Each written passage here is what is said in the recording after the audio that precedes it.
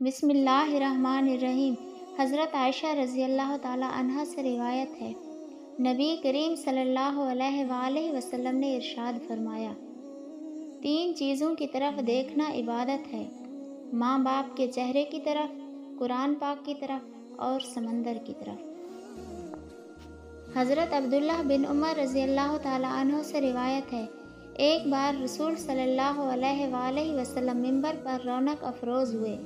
اور 3 بار قسم کھا کر ممبر سے نیچے اتر آئے اور فرمانے لگے، تم سب کے لیے ایک خوشخبری ہے، جو شخص 5 نمازوں کو پابندی کے ساتھ پڑھے گا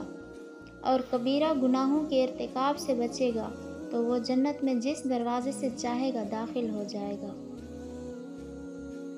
میں نے ایک آدمی کو حضرت عبداللہ بن عمر رضی اللہ تعالیٰ عنہ سے پوچھتے ہوئے سنا تھا کہ کیا آپ صلی اللہ علیہ وآلہ وسلم نے ان کبیرہ گناہوں کو بیان بھی کیا تھا؟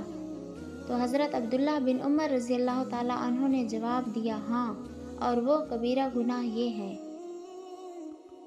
والدین کی نافرمانی کرنا، شرک کرنا، ناحق قتل کرنا، پاک دامن عورت پر تہمت لگانا،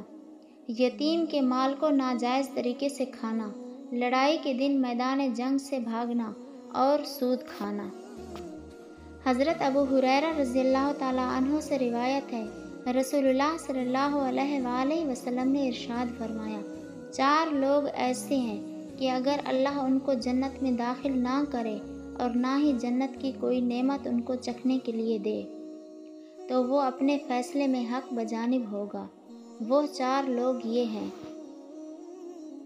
شراب کا رسیہ، سود کھانے والا، ناحق کسی یتیم کا مال کھانے والا، ماں باپ کا حکم نہ ماننے والا۔